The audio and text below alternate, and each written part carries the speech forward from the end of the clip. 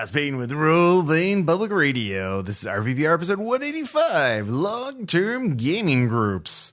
Oh my God, that voice. That was a little more smooth jazz version of that. Hey, all right. Hey, how's that? Is that better? That's kind of going to Wolfman Jack territory, but I approve. Wow, Yeah. COVID has changed you, man. No, it is not. I've recorded in-person episodes before. We wouldn't know. Yeah. Actually, I was here for one of those afterwards. So, Yeah, exactly. See, so yeah, we are here to talk about what it's like to the implications of being in the same, playing with the same people for a long ass time. Like, say, I don't know, Now, Ross, Over a decade. over a decade. I'm sorry, but you're going to have to remind me, why did you call us? Do you think we would have some insight onto this topic? You know what? I just thought your creativity would allow you to imagine what it was like. I do have a vivid imagination. You do have a vivid imagination. So, and Aaron agreed to show up. So, such as it is. yeah. Look, if it weren't for me, you wouldn't get shark punching. That's true. I'm not saying that's a negative, positive. It was a collaborative effort, to be fair. That's true. I was there too, I believe. Yep. But speaking of classic games, before we get into the episode itself, I do want to announce that the RPPR Patreon has a special offer right now. This is a time-limited special offer, which means if you sign up on the RPPR Patreon at $5 above, you get a chance to vote on what games I will go back and re-edit to remaster to make them higher quality. So the show notes of this episode will have a link to a public Patreon post where you can download a remastered version of Cyberpunk Lady Gaga 2.0, where I went out and removed the refrigerator noises, among other things. Yeah. And your love for that game back in the day warmed my heart. it was, But like you said, it was a collaborative effort. it always is. Role playing games are. So so basically, the deal is that early RPPR episodes were done with a lot of them were done with a Zoom H2 recorder, which is a fine piece of hardware, but it's. I have access to better hardware now. I also have access to better editing software, and I've learned a lot about editing audio in the decade I've been doing RPPR. But you gained experience points? I did gain experience points. Nice. And I kept all the files, or at least I hope I did. I think I did.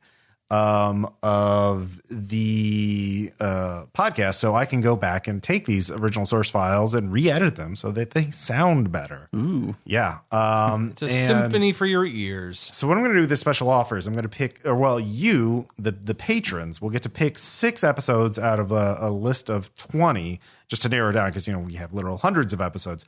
And like Candle Cove and Bryson Springs. We already did Lady Gaga, but. Shanghai was in there. Shanghai was in there. And so go to the public Patreon post. You'll have a link to all of them. You get to see which ones.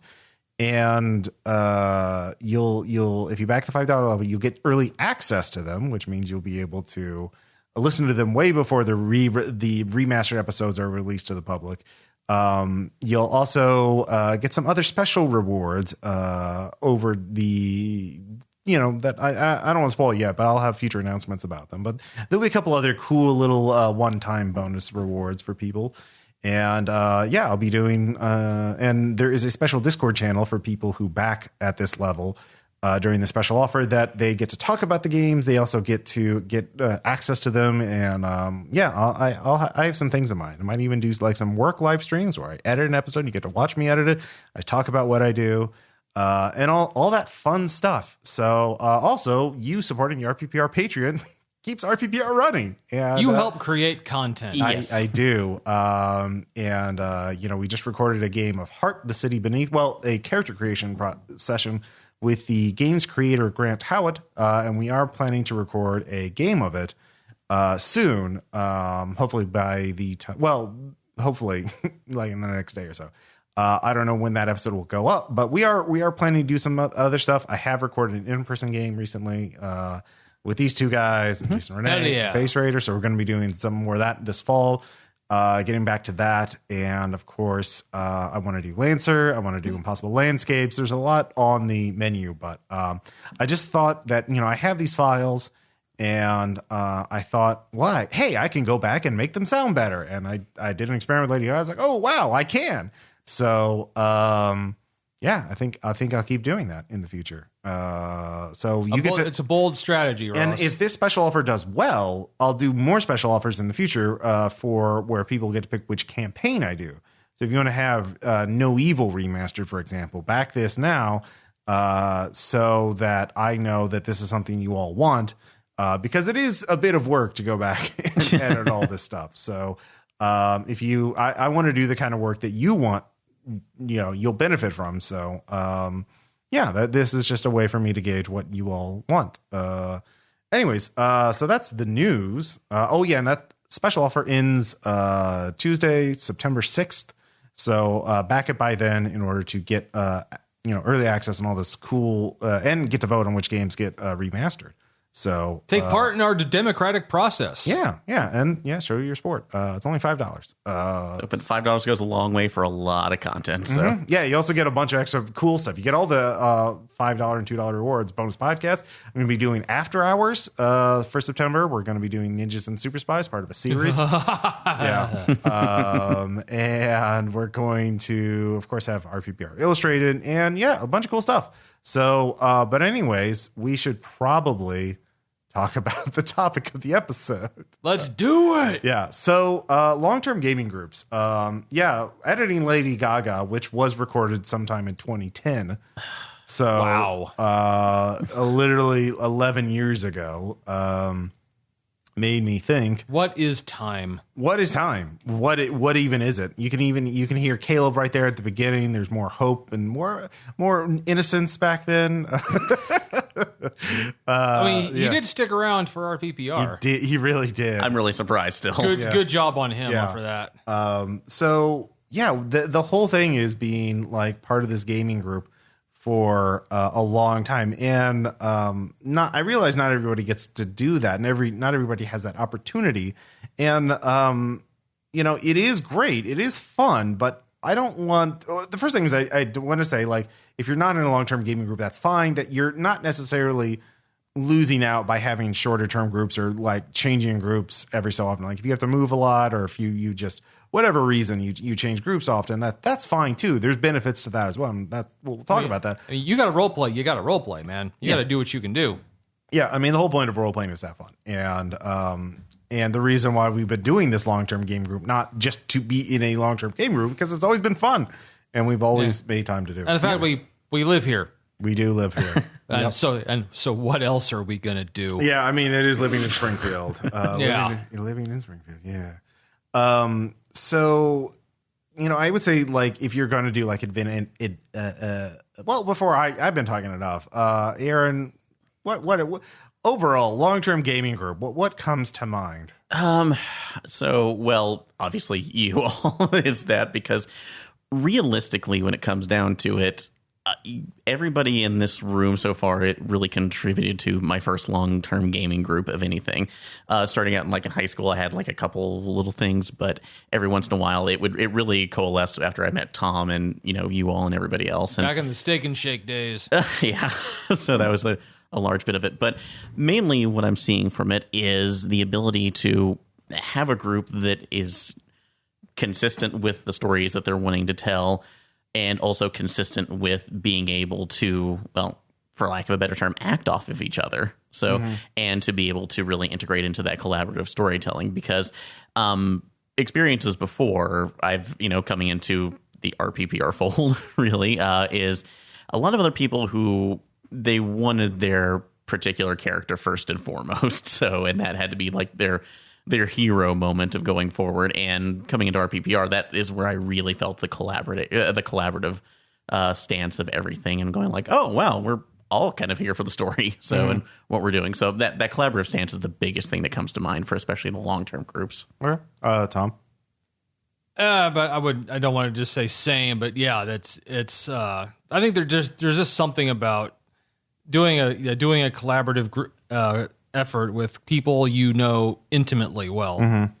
Yeah, I guess for me the sort of dichotomy is like the two sides of the coin of long-term gaming. So on one side, the plus side, you would have the intimacy, like knowing these people so well that you can almost, I would say predict, but like guess Count. or intuit. You can count you on can them. count on their there's certain natures.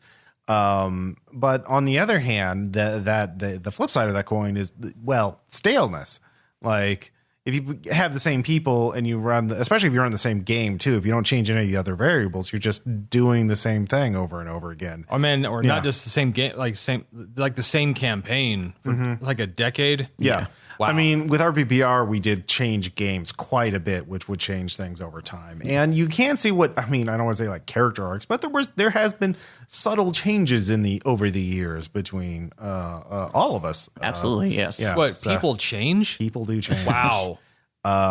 So What will science think of next? yeah, so certainly I don't think anybody listening to this is going to be like, I choose to have a long-term gaming group or I don't, or like choose to leave a group because, I've been with you too long, I must leave now. Unless, for example, it's not fun anymore because it's stale. If you played, the D&D with the same group every week for, X number of months or years, and then you're just like, well, I know Frank's going to do this and Lisa's going to do that. And If the game becomes a grind, yeah. That's when it's a problem, yeah, and it becomes more like, are we doing this actually out of fun, or is it just obligation? Yeah. we're like, oh boy, another dungeon crawl. Yeah. So you sort of need to keep that in mind. Now, and the thing is, it's not a be all end all thing. It's not like, certainly over RPBR. I mean, you two have been here for a long ass time. But like high other school, people have come and gone. Yeah, like high school, basically. Yeah. And like, well, I mean, like Tom, we were gaming. There was a time where I didn't game with you because, like I went to college for 1 year away from Springfield. Yeah. And even when I got back, we didn't necessarily immediately get back into gaming.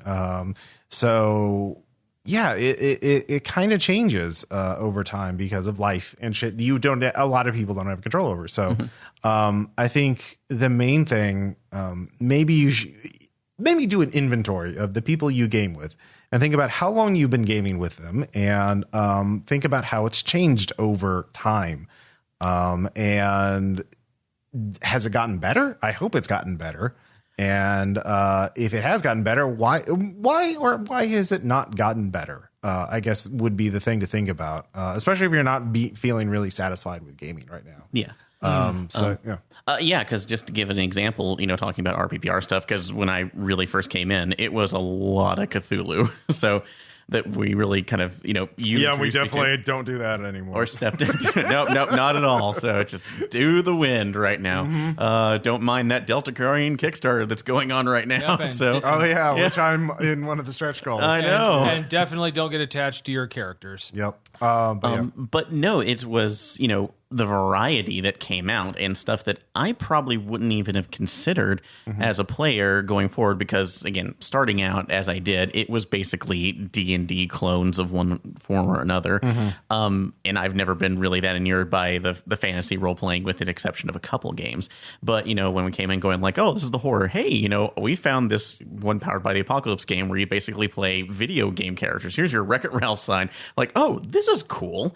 So being able to get into that variety of other things, and ostensively that allowed us to create some of the best games or campaigns we ever had, like No Evil, obviously, as going forward, any of the Red Markets campaigns and so on and so forth. So variety is a big part of that. Yeah. I mean, variety though, like there are a lot of gaming groups who don't like variety, and that's not necessarily wrong, because there's kind of like this buy-in factor, and there's a lot of people don't want to try out new things, or like there's only so much time and energy they have for gaming, period. And learning a new system takes time and energy. And oh god, what if it's not as fun as the previous? And also, game? I've seen a lot of people like D&D is often the focus. Like they know every in and out of the system, of the rules. Yeah. So like they don't have to think about it, and they don't have to learn a new rule set. No.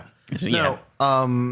But yeah, Tom, in terms of doing like this inventory of like your gaming group and like how long they've been in there, like what do you think of when you like try to think back of like a particular person you've been playing with a long time versus a person you've been playing with like who's new, like a short time?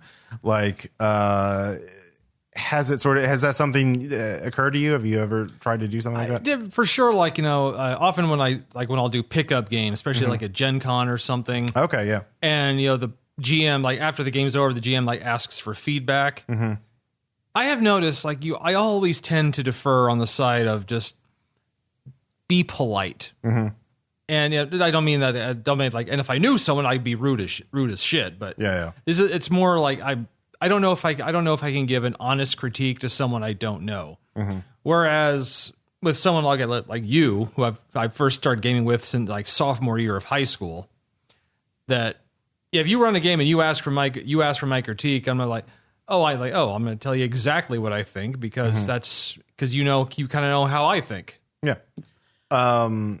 Yeah. So like, when I do these inventories of these players, like whenever I think of like what game I'm going to run next, at this point, like, well, here are the people. I know how Aaron's going to react if I want to run D&D, since you just mentioned that.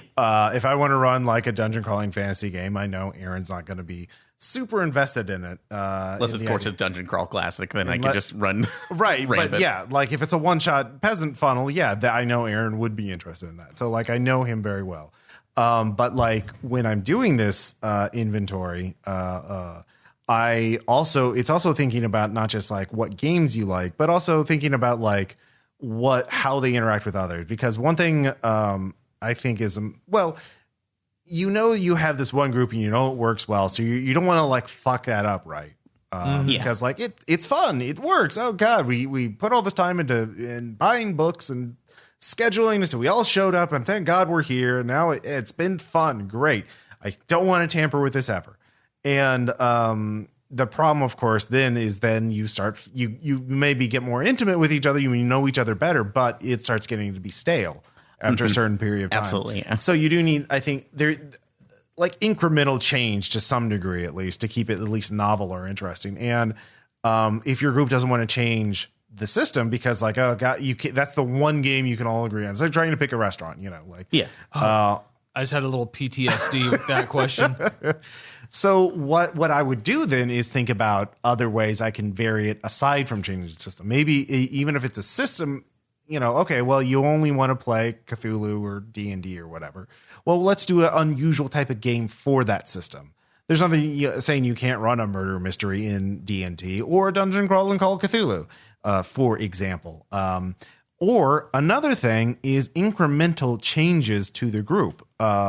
You don't have to like, it's on either everyone or everyone's new, like bring in one or two players that are new and see how they work with the rest of the group. Yeah. Now, of course, this requires you having that many people to invite to games, which is not always possible. But if you do have that luxury, easier in college. Yeah. Well, it depends on entirely on your circumstances, like your social circles, especially now these days. I mean, it may be online because of, COVID and shit like that. But like bring in one new person. And of course, the thing is for the new person, that's going to be kind of intimidating. So, that has to be balanced with that factor. You need to be nice to the new person as well to make it them more familiar. So maybe two new players and two regular players, for example. So it's a little more balanced, or have the two new players know each other, or make sure that the new player is really good friends with one of the existing players or something like that. And I actually have a good example of that too. That with Jason and Renee, there was another campaign that we did for the Mavericks campaign specifically, because that was the Red Markets campaign. Yeah, the Red Markets campaign, because that was not only bringing in Jason, Renee back into that fold, but a couple other people that had not been, in our PPR mainstay for a while, like our friend Katie, so specifically. And since she had not played in that particular sense in a while, it was a completely new system.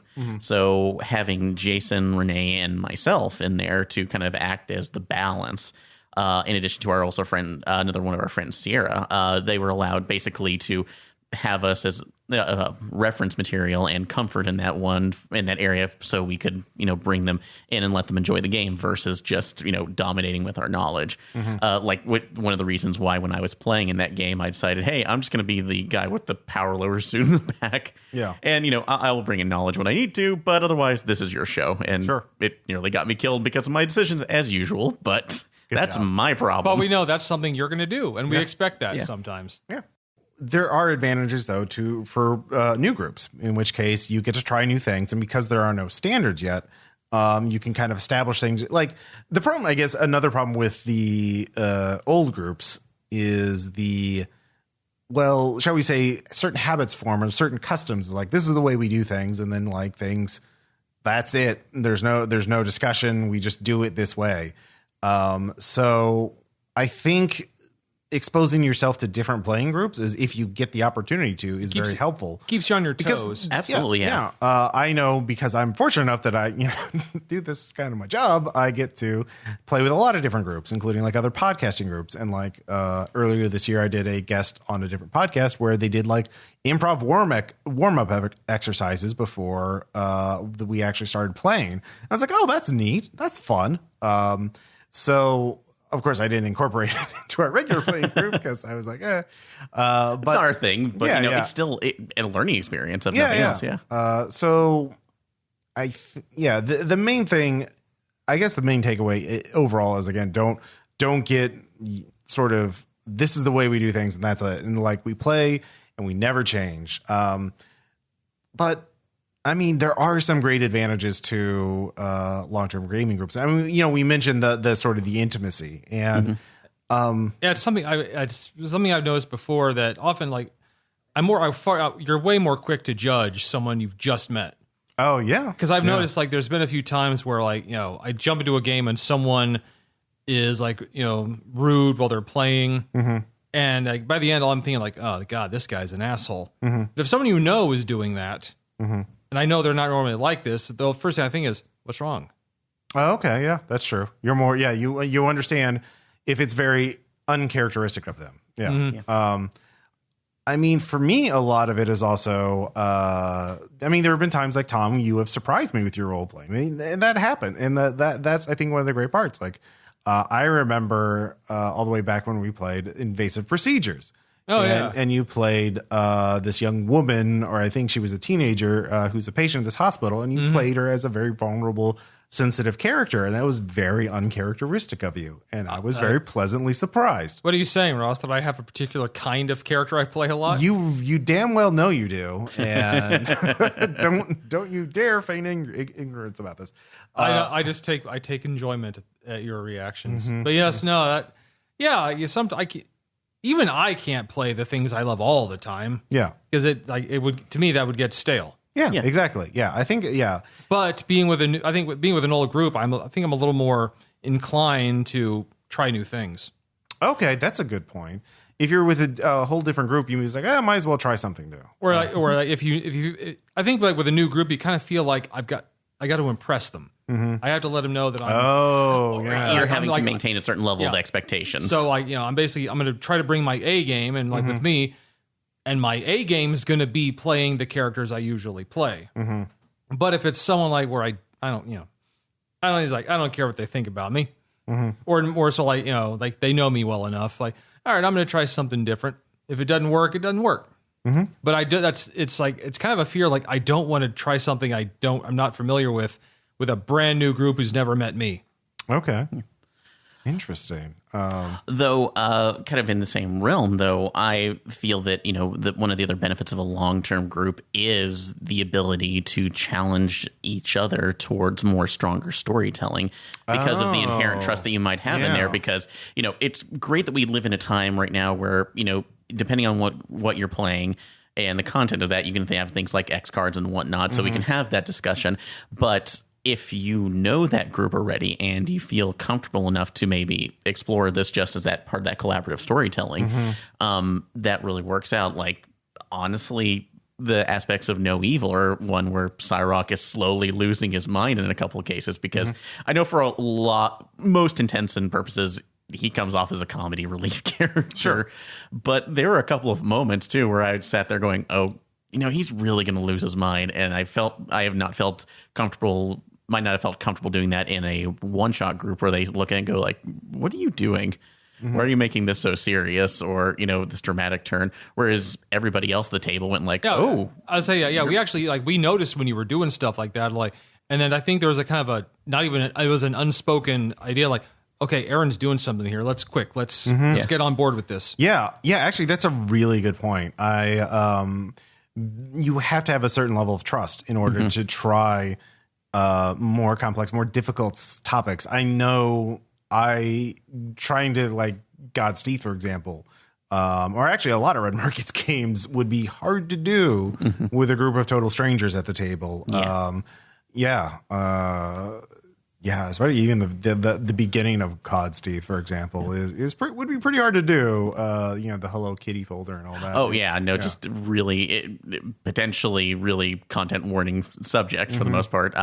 Or the opposite is that being with that long term group has given, like particularly me, the confidence to be able to present better material towards those short groups, because I joked with you before we recorded this that all of this started because you forced me on a Kickstarter to run for the Call of Cthulhu at Gen Con, but being able to do that with that group, I felt like increased my confidence to do things like the sillier, darker things, I guess, like in Legacy of Nim, which I know, that's a really dark moment that I put in there too. But it still worked. I still thought it worked right now. Or to me, the one situation I remember that would be so great is when I ran Beloved Dead, which I still maintain is like the favorite game I've created. So for at least base Call of Cthulhu, and then running it for 5 guys who were running old stuff in old Delta Green. The guys at the time who were like in their 40s, and I'm like, burgeoning 30, going, holy shit, what did I just sign myself up for? But because I had seen you run that, I had been in games with Clancy, been able to do the regular group to test this out, it wasn't an issue, and hopefully in that case they felt my confidence. They were able to get into the story as much as I was and enjoyed the content that was in, and also interacted with it. So we didn't have any issue where somebody passed out because of marijuana, but that's for another story. So yeah, or if there's Surge and Fudge. There is Surge and Fudge. Yeah, I did have a lot of sugar for Shanghai. Yes, so. I mean, the in-jokes are another thing to talk about, I guess, because like in-jokes sort of build up layers upon layers. In fact, the phrase layers upon layers is another in-joke for us at RPPR. And again, that's sort of a barrier to entry for new players, and that's something to be aware of. But I think your point is sort of like, even if you've been playing the same person for a long time, you should be trying to not only challenge yourself, but the other people at the table.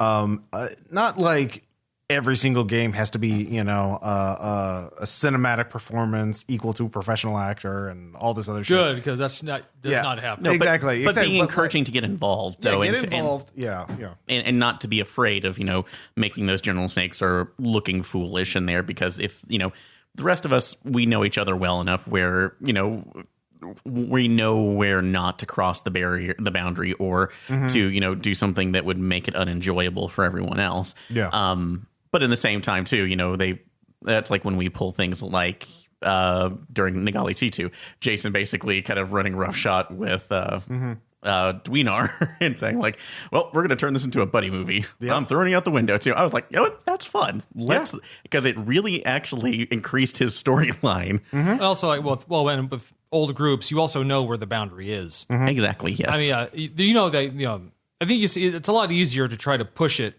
more with an old group. And you might have to say like, okay, guys, this game's going to have this. Everyone cool with that? Well, yeah. Safety tools, in other words. Yeah, you need to like content warnings and the X card, and there's better tools or different tool sets out there. There's a lot of discussion in, and I'm pretty sure we've talked about this in RPPR before, but that's sort of an important topic. But I mean, the main thing for me actually is not the main thing, but a thing is just also. Everyone, you realize I've played thousands of hours at a table from this person, hundreds, and if that by this time thousands of hours. A significant portion of my life has been rolling dice and talking at this table with this particular person, and in our case, we've recorded it and people listen to it, and that's delightful. It's weird. Yeah, no, it's definitely delightful. Thank you all for supporting RPPR, but I wouldn't say disconcerting, but I want to say disconcerting. But just thinking like, God, people like our words. People like, well, yeah, that they've listened to it, and that I have done this. I have devoted a significant portion of my life to do this. And there are gaming groups out there that have done campaigns that have lasted 10 years, and they find ways to keep it fresh, apparently. And which astounds me. yeah, like, I mean, it all depends on what you're all into. Like, I think there are different gaming groups with different preferences, and I think I mean, certainly my personal preference is novelty. I get bored of things relatively quickly. Like, I always want to see what's on the other side of the hill. What's coming next? What's new? What's coming out? Ooh, the new shiny thing. Great, let's try it. I gotta remember you when Third Ed first came out. Yeah, I don't remember what I was like when Third Ed was coming out. I do, because you were like basically like, "This is what we're doing. We're doing it." It's like we're doing it tonight. I saw the future. Huh? Yeah, he's like, "We're doing it tonight." Oh, okay, like what are we doing? Like, doesn't matter what everyone else is doing. This is what we're doing. Yeah. See, the one that stands out to me, so I can't even remember the full name of it, other than just, was it called The Skeletons? Or there was a game we played with skeletons. The one where we sat in the dark? yes, I'm trying to remember what it is. But I do remember coming into it's like, hey, we're going to sit in the dark and talk about our feelings as skeletons. What do you think? I'm like, fuck it, let's do it. Yeah. Which again, I think was easier because it was us. Mm-hmm. If it was like someone I just met, we're gonna do this game where we talk about our feelings. Like, I'm going away from the microphone now and backing away. No, see, the microphone picks that up. But because you've been having great mic technique tonight. So. I see you know me well enough to know that I sometimes don't do that. Yeah. Mm-hmm. But bringing that up, though, because, this being able to try that out is more of a confidence builder to being able to try it with other people, with random people, too. Because, if it weren't for doing kind of things like the skeleton game, I don't think I would have done, I want to say it was called Ribbon Drive. A game where you it's more of a diceless game that was more storytelling, but you use that with music that's going through. I tried that one year at the early Gen Cons that we went to, and that was really fun. And I can't imagine doing that all the time, but being more willing to try out weirder, different things that don't fit right into the D20 or D100 or any kind of D molds. So I mean, how else are you going to get Omniboob? Yeah, well, Omniboob was not through a game directly. That was after hours. But it's because we were friends. We were all gathered, and we wanted to just do this for fun. Yeah, it's true. It's true. We're laughing. But, I can't imagine meet a complete stranger. Like, excuse me, would you like to roll? Like, would you help me roll on this random chart here? Yeah, I just think if you're listening to this, obviously don't base your gaming group on who's going to be invited to your table or which table you're going to based on how long you played with them, just alone as a criteria. I would just think about like where have you had the most fun, and certainly for me it's always been like the regular players. But we've always, always been welcome to try out new players here in Springfield and online now. I'm trying to get more online involvement and a different variety. So I've done that too. Yeah. Sometimes they work out, sometimes they don't. Yeah. But have a conversation with your gaming with your long-term gaming friends and before you bring someone new in. Yeah. Oh no, and again, we just as us the example too. That's how we gained Caleb, and probably the worst thing I ever ran for this group. So, what do you mean, the haunting? That was great. I don't understand what you're talking about. You're really lucky that I did that too. But yeah, we got Sean and Ann. So there have been many. So also, like I could say, I am far more likely to finally admit, okay, this game has gone completely off the rails with the group that I know. I'm gonna try. I'll try to keep faking it. Yeah. But even if I realize in my head like, oh God, it's gone off the rails and it's derailed. There's no going back. But talk to your long-term gamings and just talk. Like I would ask you to go out there and talk to them and just like both kind of just reassess like what you've done together, your highs and lows of gaming together, and kind of ask them what they want to do next. Like what are they looking forward to in gaming? Like what do they? For example, Tom, what are you looking forward to gaming with us? I guess as a group. Well, I have modest dreams. Yeah. I think they're the best kind of dreams, but For me, the thing that I truly have looked forward to since, I would say, oh God, the early 2000s when we started, I want to play as a ghoul in a game. I knew you were going to say that. See, you knew I was going I to say know. that, didn't you? And you'll never have it happen. Never. I figure, hey, I've been I've been wearing you down for over a decade now. I figure maybe a few more years of wearing down, you'll finally cave. Yeah. And yeah, you're going to get in and a rock's going to fall on you. Yeah, someday. And then here's your new character sheet. Enough people ask on the special offer Patreon new special offer. Let Tom play as a ghoul. But it's got to be $5,000. Yeah, it's got to be in an actual game. It can't just be like, it can't just be like a one shot bullshit joke. That has to be a joke campaign. thing. Yeah, It doesn't have to be a full campaign, but it's got to mean something. it's got to mean something. It's got to like it has to get me into that place that's down in my heart. Okay. For your Untitled Ghoul game. Yeah. Don't ghoul shame me, Aaron. All right, Aaron. What are you looking forward to? Again, running for you all now that I have Ian more confidence because I've been able to do more things. Games in particular, I've been promising this for the last couple of years, but that reasons. Wanting to run Ryutama for you all because God, yeah. I really Forgot about that game. As fantasy goes, I really want to try that journey mechanic and see how that works. But honestly, for something that I participated in and kind of wrote for, I really want to do something else with Savage Tokusatsu for the main group and see how you set it up, because I love what we did with Kyle and everybody over at Best Pal Brigade for that. But I want to see what like other weird stuff that you can come up with. I loved your Visored Finder concept of the Vaporwave DJ. Which is great, but I need to see more of this. So. Okay. See, I game with you a long time, Ross. I didn't know you liked Vaporwave. Really? No hints. No, you've been pretty subtle about it. Really? Yeah. Have you heard of Night Clerk Radio? You say words. Okay. You say- All right. I see how. I see. Anyway. James plug. Moving on. Yeah. I know for me, I did mention this at the beginning of the episode. I'm looking forward to trying out Lancer. Yes. Definitely doing some one shots of that. Maybe doing the campaign. I did read the campaign. Make room for a wallflower. No room for a wallflower. Which looks very interesting. But I want to try that out, and I have some ideas of recording that. So that it's entertaining to listen to. It's not just, I moved the mini over here. Oh, no, I don't want to 3 hours of rule discussion.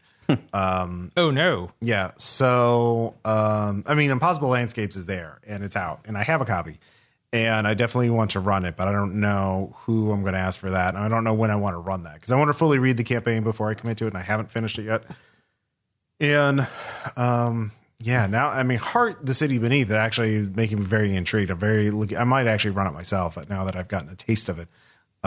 So that'll be something like that. This fall, though, I definitely want to do some play tests of the Night Clerk as a system and running a couple of different systems. It's a scenario, it's based on the original thing I did all those years ago with you two.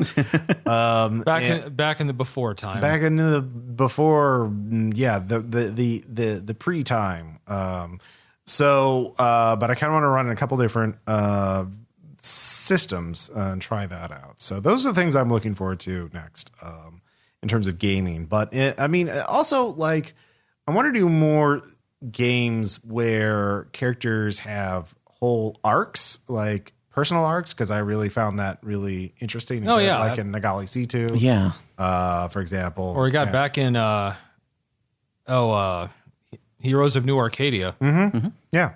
Or No Evil. Like all our great campaigns, I feel have had some sort of character arc. They don't have to be huge, but they are there. Well, the New World, I basically became, the new dragon god. Yeah. But yeah, they don't have to be that dramatic. But those are we did Blades in the Dark, which was fine, and Red Markets was Cooper County, which was really good. But in fact, Cooper County definitely satisfied that. But I don't want to spoil it, but yeah. But yeah, I'm looking forward to those kind of moments. I've been doing a lot of one shots lately. But Yeah, and hopefully Maddie gets here this year so we can introduce a new permanent member of the group. That would be awesome. Yeah, we could have a whole episode about that. I gotta say, Ross, you and Maddie have a good, strong chemistry when you're gaming together. What's your secret? Parcheesi? Yeah, It's a good game, Ross. It's a very good game. We play a lot of Parcheesi, a lot of board games, one-on-one. Yep. Anyway, This has been an RPPR episode. I do not role-playing regret- marriage. I do not regret that. yeah, I'm sure you don't. So if you listen to this episode, well, I mean, we'll have shout outs next, but if you've been gaming with a long-term group, let us know. Put a comment on the episode on the website, or talk about it on our Discord, or at me at Ross Payton on Twitter, and let's talk about long-term gaming groups. It'll And be if- fantastic. Yeah. And if you haven't had this chance, and like I mentioned before, if you haven't had a chance to have a long-term gaming group, that doesn't mean you're necessarily missing out. I know I've heard of gaming groups that are long-term that are absolutely miserable. They get stuck in a rut. It's very stale. They don't challenge themselves. They don't try anything new, and it's just not fun. Or like, oh God, it's gaming day. Well, it's like an excuse to hang out, but like you're just doing the same shit over and over. For the obligation, instead of just trying something new. So Yeah. But when we come back, we'll have some shout outs.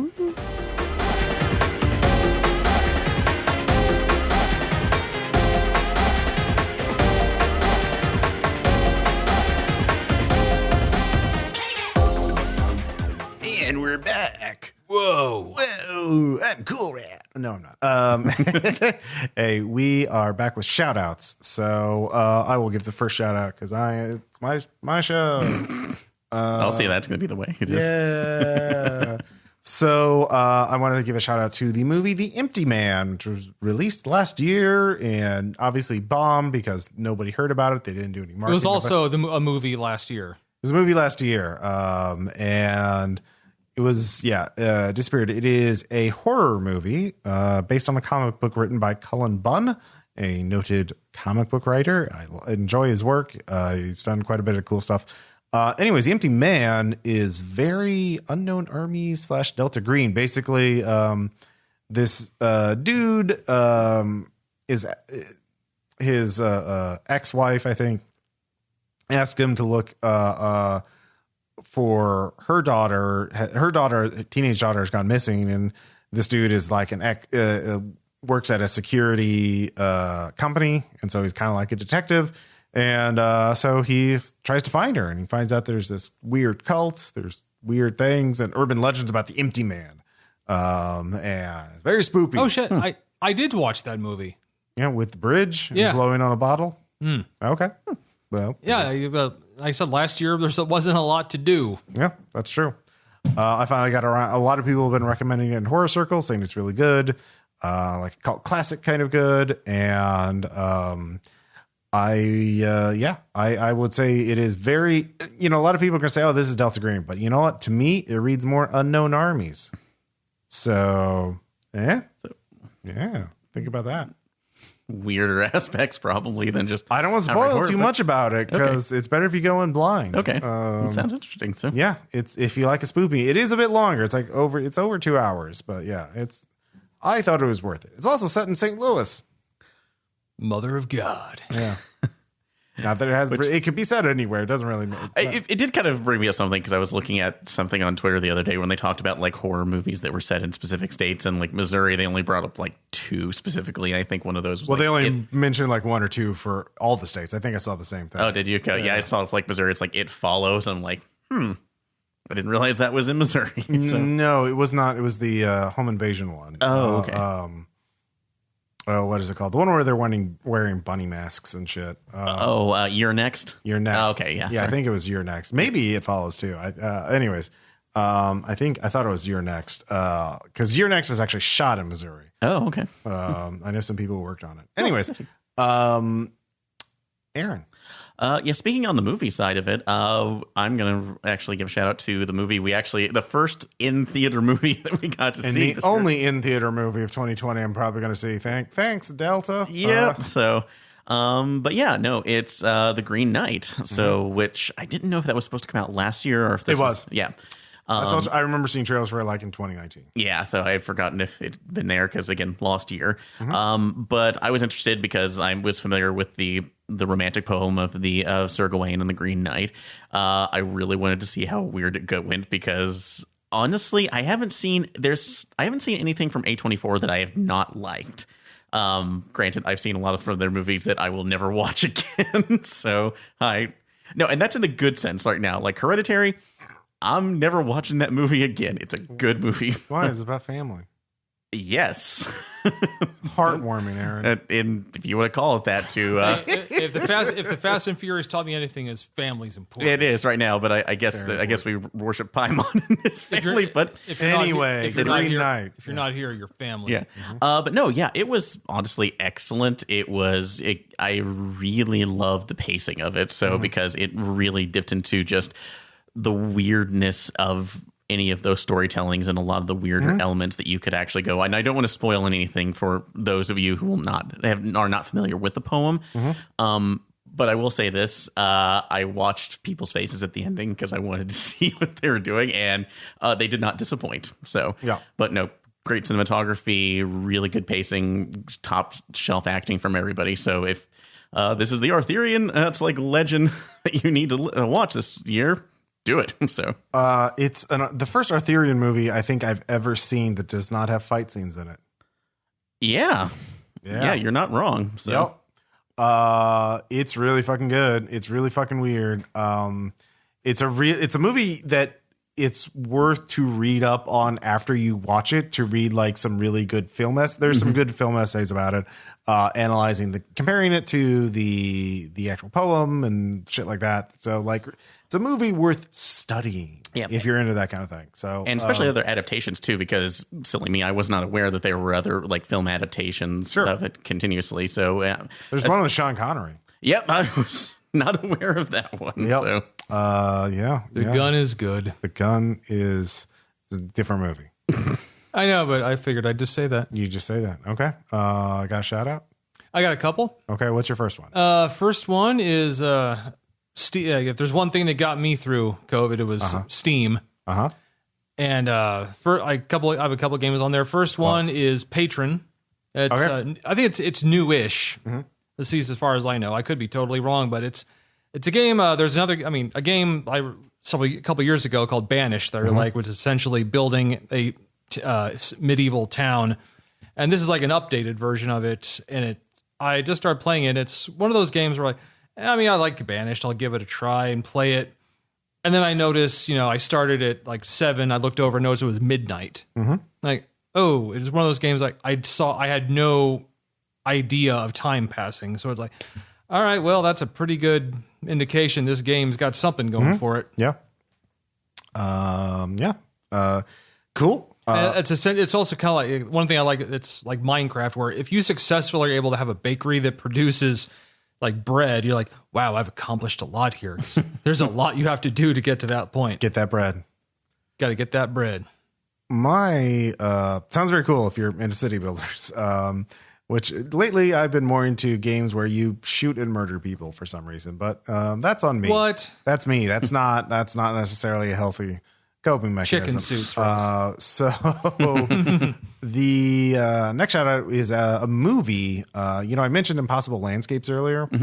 So Dennis Statwiller mentioned at Gen Con that one of his inspirations for Impossible Landscapes and the Haster mythos and his take on Carcosa and all that other shit was a particular movie. And recently I got a Criterion Channel streaming app subscription. So I got that for my parents for Christmas. And then recently I was like, oh, wait, I had to set up their account. I know their login information. So You're a monster. Don't tell Criterion.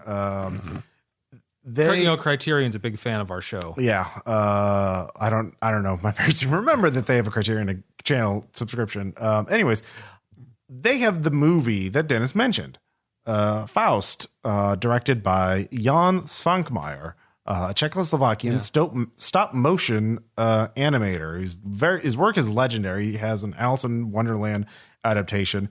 His work is extremely unique. As soon as you see it, you'll be like, and then you're like, oh, yeah, it's a very distinct style. I think I might have seen bits of the Alice in Wonderland. Oh, you probably about, have. so. It's really fucking definitely creepy. not the Faust movie I was thinking about. No, it's not the superhero one. It's actually a very kind of postmodern adaptation of Faust, the Marlowe play, I believe. But it draws from different elements of both. But it's set in modern Prague. But basically, it has these nightmarish puppets that like are stop motion animated at times, and there are scenes where Faust, who is a human actor, is talking, and then like a hand comes down from the top of the stage, and a human-sized wooden puppet of a devil comes to talk to him, and it's nightmarish. And what there's a giant hand up there holding this puppet. What? And they never address that. What the fuck is that all about? Does Faust actually see that hand and just he looks at it. Doesn't say anything about it. And like there's incredibly surreal, very subtle surreal things where like Faust will go down a hallway, go into a room, then come back out the same hallway. But when he comes back out, he's in a different location. Like shit like that. Like the camera just changes angles and it's a different place. Oof. Funny geometry. Yeah, funny geometry. But if you're looking to run Impossible Landscapes, if you're running that or Carcosan type, Haster type, King in Yellow type shit, like this movie, which on the Criterion Channel streaming app, I'm sure you can also get on DVD and all this other shit or Blu-ray. I mean, get it on Blu-ray if you can, because damn, it looks nice. At least on the streaming Criterion Channel version. God, it's so fun. But it's very comical at times and very like it's hard to follow. It's very dreamlike, I guess. Yeah, very dreamlike. But man, it gets fucking creepy at times. No, I definitely want to see this now. Yeah, so. no, it's definitely a movie worth watching. It's not like terrifying. It's just kind of unnerving. Yeah, unnerving is the best way to put it. So yeah. See, I think honestly, those are some of the best. Like I said, I wouldn't say absolute horror movies, but just. Yeah, it's creepier ones right now where, it's almost worse because you don't know what those elements are that are really operating in the background. Yeah, no, I do like those kind of horror movies over like torture porn or slashers or anything like that, where the horror is more implied and more surreal rather than like, haha, a dude with a knife and in a mask is coming to stab you in the face. Those aren't as like, yeah, no, that sucks. But boring. Yeah, more the, I guess, Guillermo del Toro aspect of that. So. Yeah. Or David Lynch, really. Oh, yeah. Yeah. So you see a movie, guy gets cut in half with a scythe. You're like, how pedantic. It's just like, yeah, no, it's bad. All right. I get it. Like, oh God, that's gross. Ooh, boy, I bet that hurt. That kind of thing. Like, but for lack of a better term, it's kind of like, well, it's it's eating like a small chocolate too. It's like it's there and it's gone. Well, honestly, the problem is also the sadism of these things, and by that I mean there's not conflict in them. It's just like, haha, I'm torturing, cutting up this woman or this victim, exactly. And then it's like, okay, well, where's the conflict? What's the story? It's just. Yeah, no, he's really torturing that person, and it really sucks for that person. And that person's doomed, and there's nothing. There's no story. There's no plot. It's just like murdering somebody. It's just an excuse to show torture. It's like, okay, I get it. Yeah, right. I want a story. I want conflict. Looking at you, Saw and Hostel series. Yeah, exactly. Yeah, Hostel in particular, but Saw can be bad about that too at times. But anyways, at least in Saw, there's like a game technically. There's a way to win technically. So there's Anyways, Aaron, do you have another one? No, I don't. So go ahead. All right, yes, I do. It's another game. Mm-hmm. This one I downloaded I believe last year. Mm-hmm. But this one, this is a game that actually led me into a new hobby that I've been doing, which is it's a game called Cooking Simulator. Okay. And it's exactly what it sounds like. Mm-hmm. And the vanilla game is just like, cooking dishes in a restaurant. Vanilla's DLC, ironically enough. No. But it's fine. No, it's one of the DLCs in particular, which is the cookies and pastries one, which kind of got me into what I'm doing now, which is I've taken up baking, and my last several concoction experiments have been quite good. Good. Cool. You've experienced one of my first ones. The scones. I have experienced it. I have eaten it. You mean that's the word we're looking for? Yeah, and it was a scone. It was quite good. Yes, and it's this game that kind of made me want to like maybe I can give this a try in real life. And I have, and it's gone from an interest to a hobby because I've officially spent money on baking, so now it's a hobby. Mm-hmm. It goes from interest to hobby when you spend money on it. Mm-hmm. And if any game that kind of gets me into doing something else that in my real life that I find fulfilling, I think is worthwhile. You just game. like simulator games in general. I adore simulation games. What about lawn mowing simulator? Never play that because I hate mowing the lawn. You wouldn't want to simulate that? I mean, unless like there was a flamethrower Don't think so. add-on or I watched a couple minutes of gameplay of that. It did not look like you had a flamethrower. I'm sure there's a modding community for Use that. a riding lawnmower. Did that help? no, it really You doesn't. customize what your lawn mowing business looked like.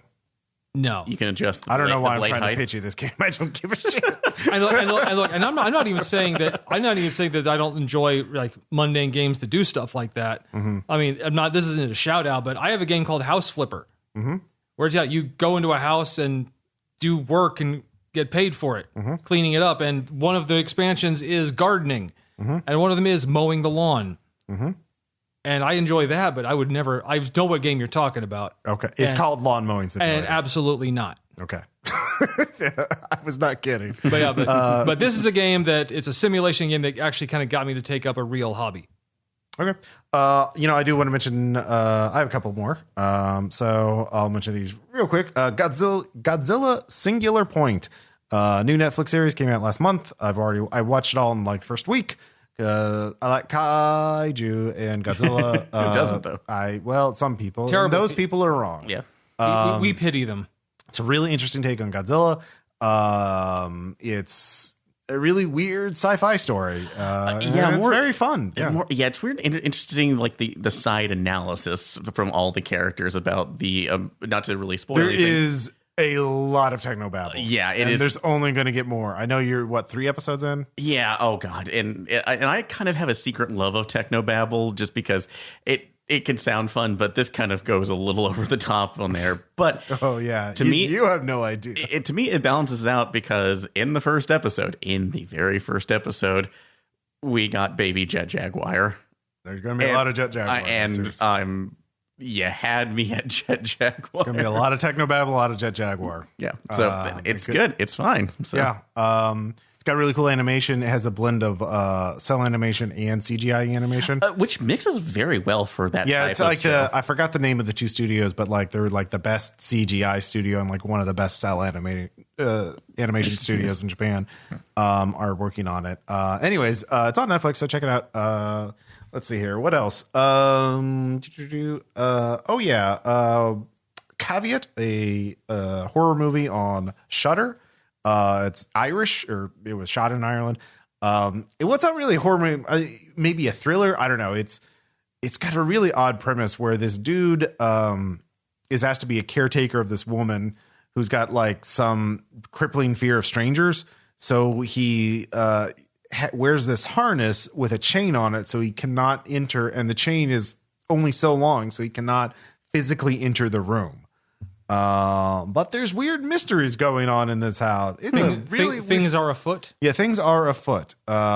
So it's quite intriguing. I quite enjoyed it. And yeah, Shudder in general has been putting out a lot of. They've been releasing a lot of, especially foreign, recently made horror movies that are really interesting and really cool. I mean, some American ones too. Psycho Gorman's on Shudder now. One of our favorites. That one's delightful. It is delightful. I wouldn't call that a horror movie. That is straight tokusatsu. Okay. All right, Mr. Genre Purist. Okay. Whoa. Sator.